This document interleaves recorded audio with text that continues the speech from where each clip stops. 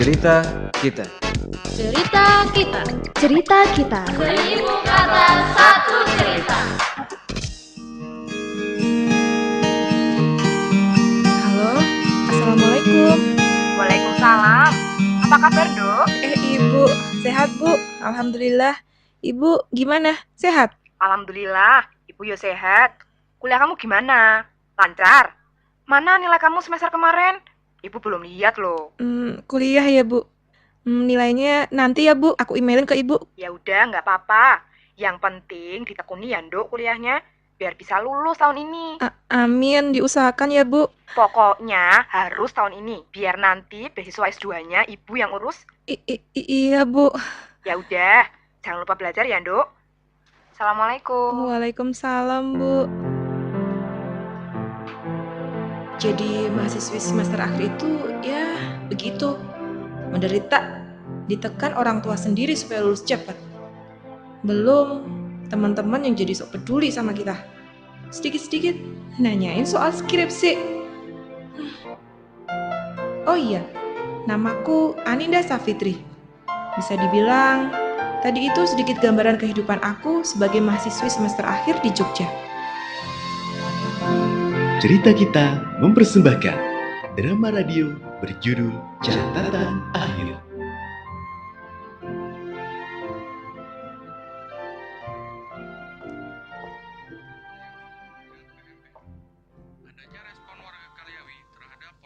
Kenapa lo, Nin? Pagi-pagi udah lecek aja tuh muka. Kamu Sa, biasa deh Ibu. Aku disuruh lulus cepet, disuruh langsung S2 pula. Bilang deh sama nyokap lo, Bu, mau lulus tahun ini kek, tahun depan kek. Yang penting bisa bahagiain ibu. Gak perlu lah ibu atur-atur kuliah aku, gitu. Kamu tuh Sa, masa aku ngomong gitu ke ibu aku? Gak sopan tau. Nanti kalau aku dikutuk jadi kudanil gimana? Udah mirip tahu, dikutuk tuh jadi batu, Nin. Apaan sih? Oh ya, display untuk bulan ini udah siap ya, tinggal publish aja. Ya, nanti aku cek lagi. Makasih ya Sa. Ya udah, gue cabut dulu ya. Dah. Dah Rosa.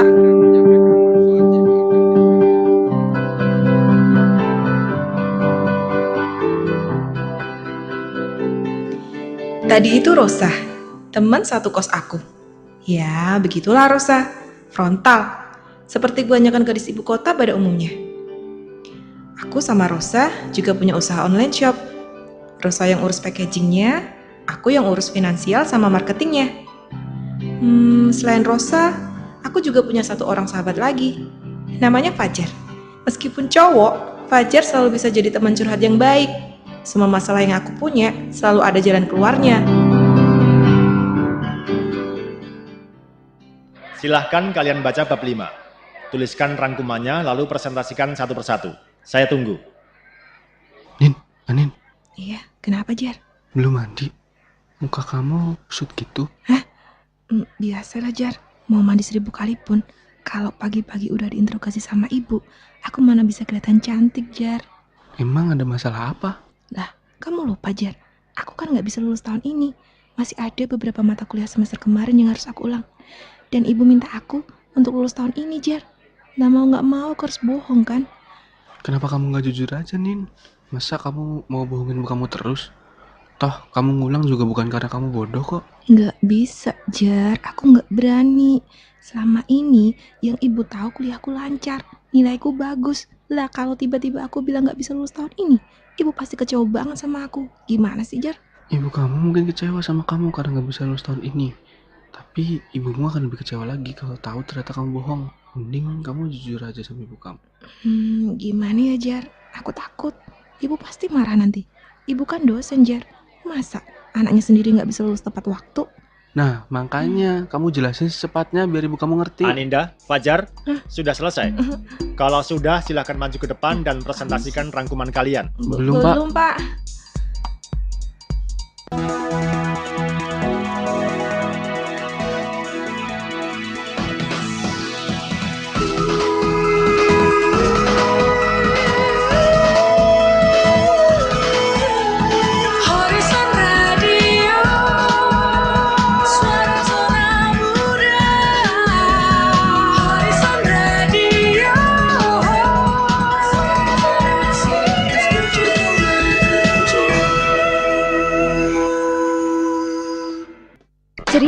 cerita.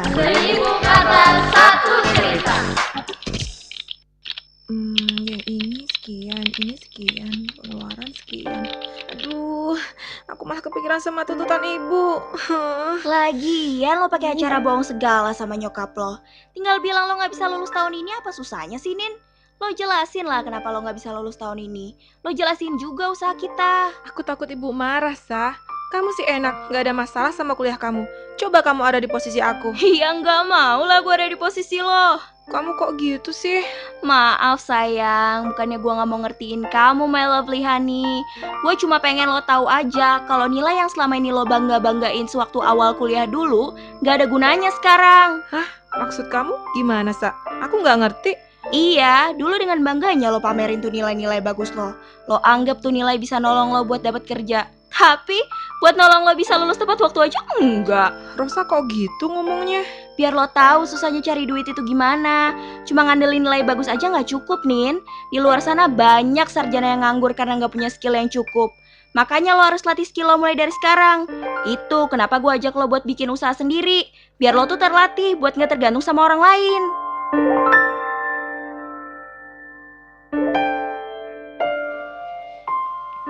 Awalnya aku marah sama Rosa. Tapi Rosa ada benarnya juga.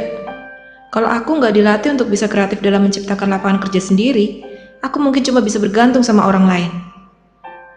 Untuk masalah ibu, aku putusin untuk jujur. Ketika ibu sampai di Jogja.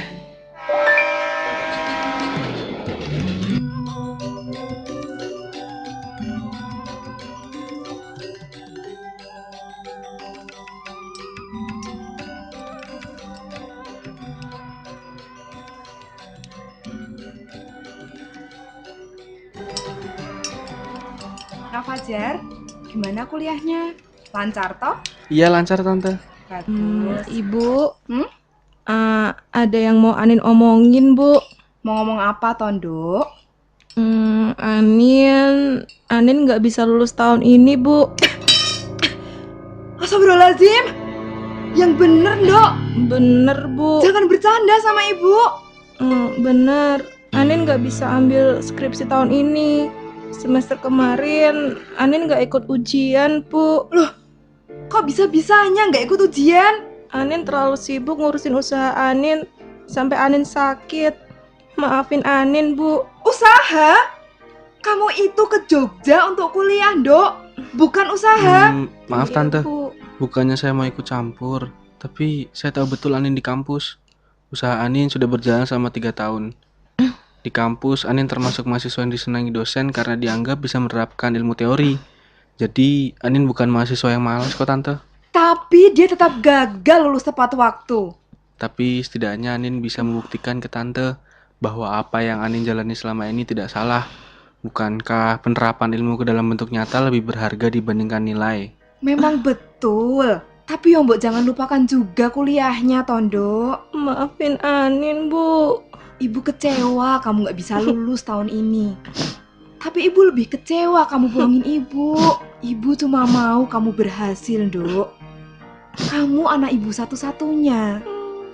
Kamu juga tahu kan, bapak udah meninggal. Iya, Bu. Jadi ibu cuma bisa berharap sama kamu untuk bantu ibu nantinya. Ya udah, sekarang kamu buktikan ke ibu usaha kamu ini gak main-main. Iya, Bu. Anin pasti buktiin ke ibu. Anin janji gak akan buat ibu kecewa yang kedua kalinya. Tapi maafin Anin ya, Bu.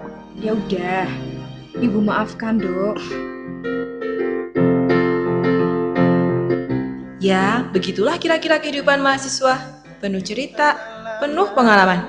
Karena bagaimanapun juga, jadi mahasiswa itu menyenangkan. Kita bisa bebas belajar apapun yang kita mau. Sebelum akhirnya kita benar-benar menjadi mandiri. Nah, sekian ceritaku. Untuk kuatnya selalu ada, merasa lelah dan bermimpi.